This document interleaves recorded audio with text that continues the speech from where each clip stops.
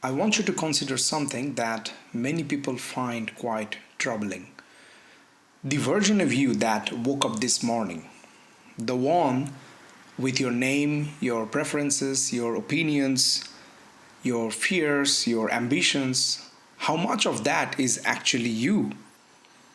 I don't mean in a philosophical sense, but I mean practically. How much of what you believe about yourself was actually chosen? How much of that was absorbed? How much arrived through wounds that never fully healed? And how much was handed to you by people who were themselves running on inherited programming? Most of us assume continuity. I feel like myself. I have always felt like myself. Therefore, I must be this self. Well, but the mystics and many depth psychologists and now the neuroscientists are agreeing on one common thing. What we call as the self is largely a construction, a story the nervous system tells, uh, assembled from memory, conditioning, and patterns, and believed completely because there is nothing else to compare to it. But this is not a limitation, but more like an opportunity. Because if the self is a construction, even partially, then it can also be reconstructed, right? So, consciously from a different center. So, hello again, my name is Jonathan. Welcome back to Alchemy of Remembrance. Today, we go into the architecture of identity itself, what shapes it, what is running it, and what lies beneath it. But before we start, a bit of an intro about myself. Over more than 12 years, I have been practicing various paths and teachings, deep inner works, and here I am sharing my experiences with you all, not just what I have learned, but not as a belief system, not just as a theory, but as something that is lived. And people from all walks of life and all belief systems are welcome here. So let me begin with something that neuroscience states bluntly, and also most people do not fully understand. The brain is not a camera, right? So it does not record reality and that then plays it back to you accurately. It is rather a prediction machine. At every moment, your brain is generating its best guess about what is happening based on prior experiences. So it is constantly running a kind of internal simulation and then comparing incoming sensory data against that simulation to see if something or anything needs updating. Lisa Feldman Barrett's research on constructed emotion shows that even what we feel is largely predicted, not simply received. So we do not feel an emotion and then interpret it. We construct the emotion from a combination of sensory information, bodily state, and learned emotional categories. Which means, in very practical terms, that a person who learned early in life that intimacy leads to pain will keep feeling a specific kind of dread in close relationships, even when their current relationship contains no actual threat. The brain is not responding to what is here now, but it is responding to its model of what has happened before. But this is not really a weakness, but this is evolutional efficiency. The brain automates patterns to save energy.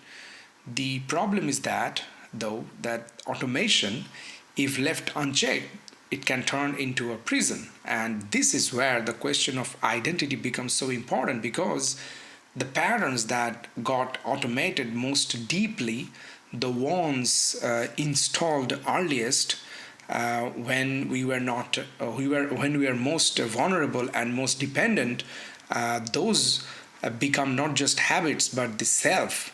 So they stop being things we do and become the things we are, right? So they really stop being things we do. Rather, they become our identity, and or so we believe. So, but before we go further into my version of the cosmological story of how consciousness shifted, I want to give you a map, because everything we discuss in this channel lives on this map, and without it the pieces will not fully connect. So in the first video we spent time with the deep mind, that layer below ordinary consciousness, which holds the accumulated imprints of experience, your wounds, your inherited patterns, your conditioned responses, your ancestral material, and all that. The soil, basically, from which your automatic reactions quietly grow. So if you missed that video, I recommend watching it first. But the deep mind is only one layer, because there is a second layer where you are already living inside the ego, the mediating structure between your inner world and the outer world. The part that makes decisions, constructs your identity, and navigates daily life. When it is flexible and honest, the ego is a remarkable instrument, and we need it to survive, to evolve. But when it is rigid, defended, or collapsed, it becomes the primary obstacle to everything we are working towards. And then there is a third layer, one that almost no mainstream healing conversation really mentions. Above the ordinary consciousness, there is what various traditions call as the superconscious, or the higher mind, the higher self, or the Atman, the Paramatman, or the true will. Different names, different cultural clothing, but pointing at the same reality. If the deep mind is the soil that holds the old imprints and the ego is the bridge, then the superconscious is the horizon. It doesn't carry wounds, but it carries the orientation, a potential, quiet but persistent sense of direction, the intelligence that nudges you towards experiences that will genuinely grow you, like help you to grow even when the ego is resisting. So the signal that contracts when you move away from your genuine self, and expands when you move towards it. So this is the potential, right? So let me repeat. So this is the signal or the potential that contracts. It shrinks when you move away from your true self or genuine self, and it expands quietly when you are attuned with your higher self, when you are moving towards that direction, towards that orientation. So it is not something you need to create or reach for. It is already functioning. The only question is whether the channel to it is open or blocked. Here is why this matters so much right now, especially because most healing approach work only with the first two layers. They work with the deep mind, trying to process the wounds, shift the patterns, update the conditioning, and they work with the ego, making it more conscious, less defended. This is genuinely valuable work, I'm not denying, but it is incomplete.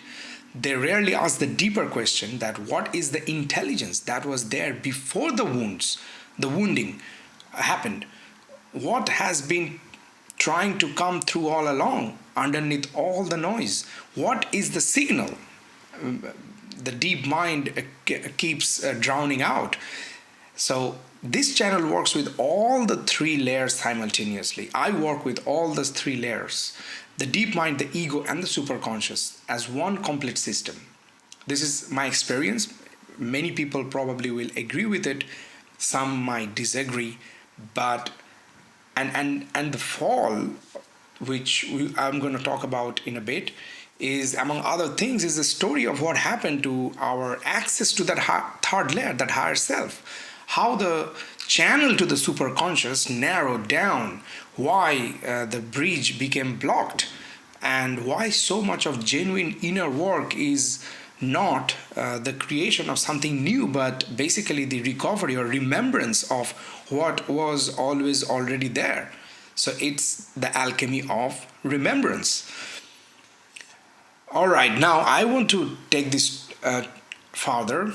So beyond the personal, beyond the psychological, there is something into something. Let's go into something that most healing frameworks do not talk about, but many spiritual traditions across the world carry memory of what we may call as the fall.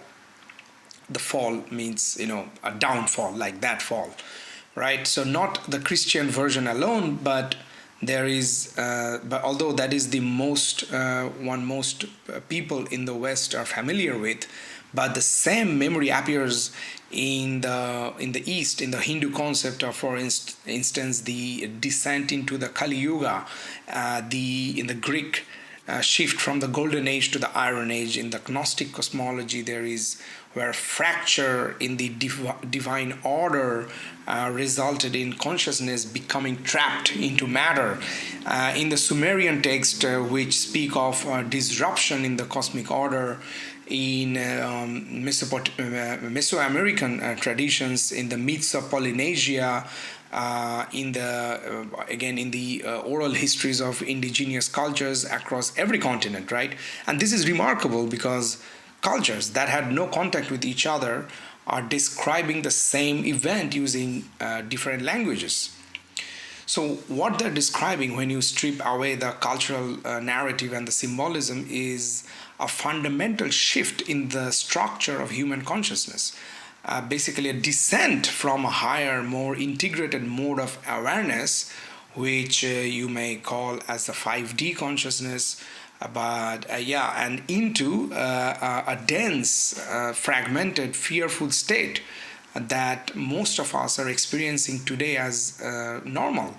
And most traditions point to this shift occurring somewhere around 12,000 to 14,000 years ago, which interestingly correlates with the end of the last ice age and the emergence of agricultural civilizations and a period of massive planetary disruption and whatnot, the geological transformations, etc. But I'm not asking you to take any of these as literal history. I'm asking you to feel its resonance.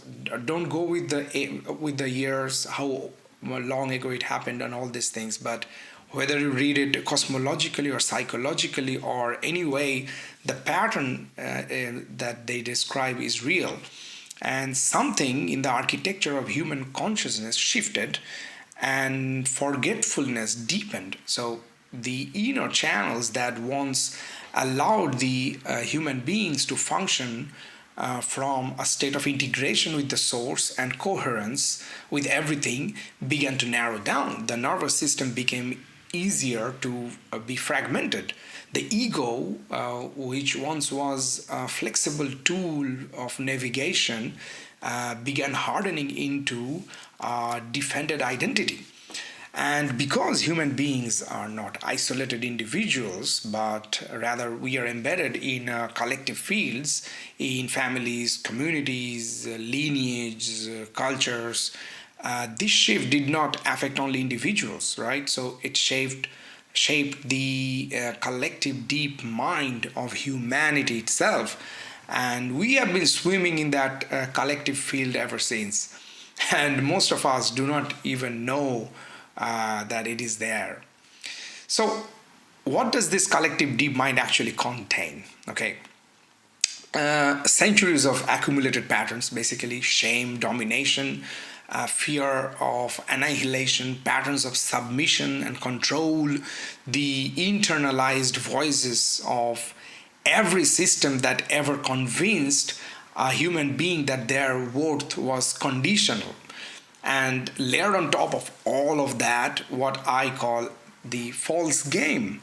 The false game is the set of, let's say, operating rules that most people live by without realizing they have actually accepted them. They have given their consent.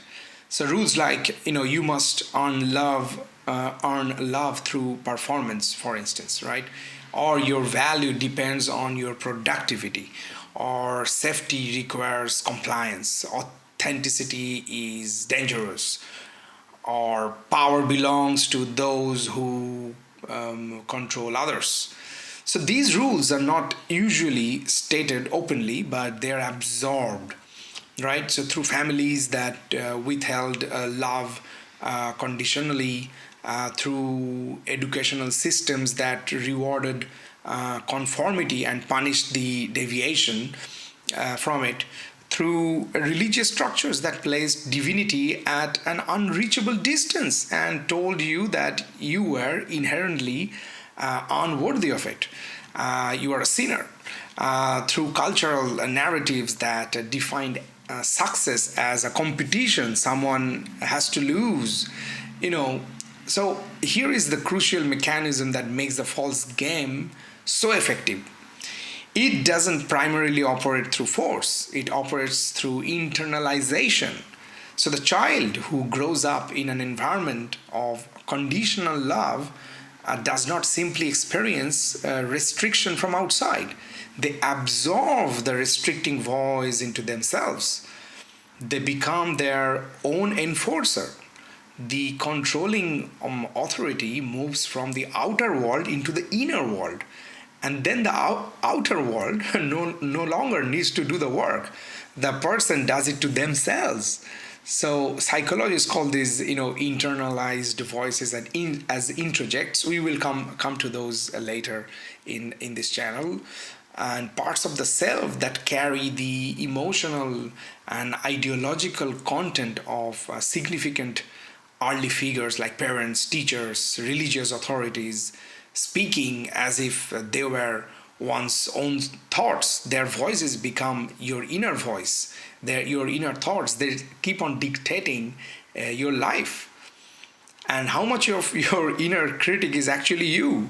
How much of it is the voice of someone else you absorbed so long ago that you stopped noticing the difference? So now I want to talk about something that is at the heart of why so many people stay inside the false game even when they consciously want to leave. And I think it is trauma bonding. From my experience, this is a term that is sometimes used only in the context of abusive relationships, but it operates far more broadly than that. Trauma bonding happens whenever the nervous system becomes emotionally attached to a pattern that causes it pain, because the pain was the context in which it learned to feel safe, seen, or loved. So if you grew up in an environment where love arrived unpredictably, where approval was sometimes there, sometimes not, you had high and low, where safety was never guaranteed, your nervous system did not learn to expect stability. It learned to chase it, and the emotional charge of the chase became confused with the feeling of being alive, of mattering, of connection. And that is why people who had chaotic childhoods often find stable, loving relationships underwhelming at first, because the stability feels wrong. It lacks the emotional intensity that the nervous system learned to associate with love. And so unconsciously, they may begin to create friction. To test the relationship, basically to test it, to manufacture the very instability their system was conditioned to expect. And this is not sabotage in the colloquial sense. It is the deep mind trying to feel at home. It's a projection. And then there is the fawn response, which receives far less attention than fight, flight, or freeze.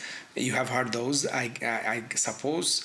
But but fawn is in many ways most insidious, because fawning happens when the child learns that safety comes from pleasing others, from making themselves useful, agreeable, invisible in their needs. So I don't need anything. I don't need a toy. I need to please my parents in order to be valuable in their eyes. So the child who fawns does not fight the threat or run from it. They befriend it.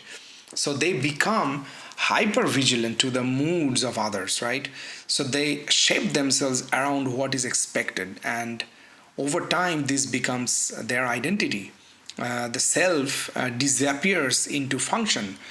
The adult who was a fawning child often cannot distinguish between what they genuinely want and what they think will keep others comfortable, because they experience their own desires as threatening.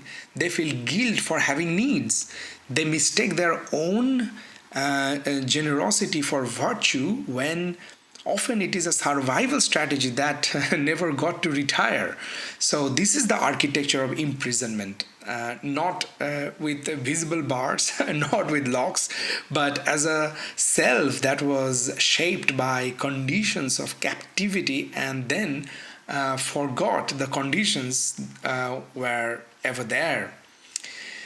I want to leave you in this video with something before we close today. Everything I have described, the deep mind, the fall, the false game, the trauma bonding, the internalized voices, all of that is real and it is heavy. I do not want to minimize how deep these patterns go, but there's something else that is also real, and it is older than all of it.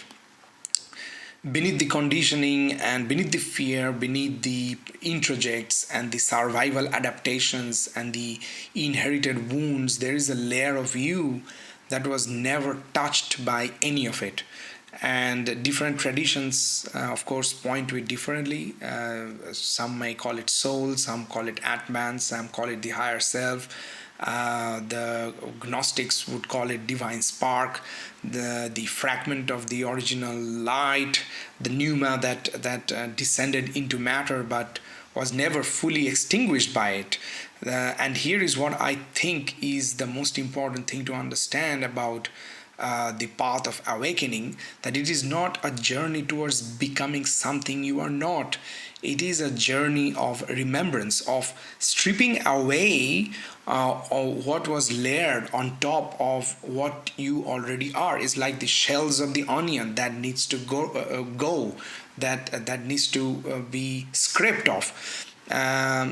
In Sanskrit, there is this word I found is this is swarupa, is like the one's own form.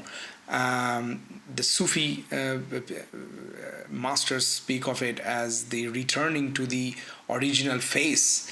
There is another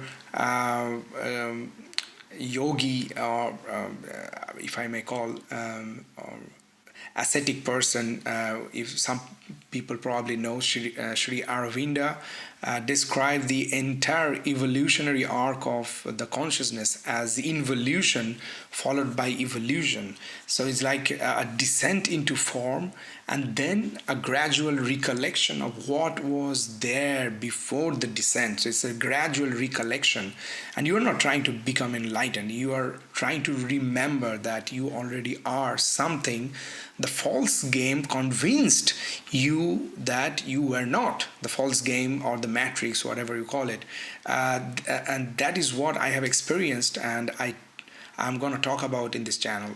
And in the next videos I go into the alchemy itself, what it actually looks like to work at the level of the deep mind, not as a theory but as a real practice. So I'm Jonathan here, and this is Alchemy of Remembrance. Please subscribe to the channel if you like this kind of work, and if you want to walk the path along with me. And I will see you in the next one. Thanks so much and have a blessed day. Peace.